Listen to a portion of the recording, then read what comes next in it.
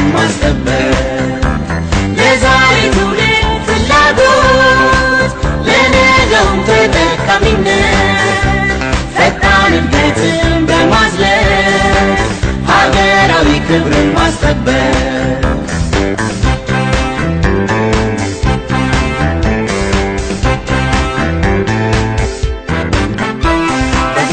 ዲሞክራሲ ታግላይነት ተላቆ በዘመነ ፖለቲካ የጋራ ግብን ሰንቆ በሰው ተኮር ኢኮኖሚ ለብልጽግና አብረን ሰብአዊ ክብር ጎልብቶ በህብረት እንኖራለን።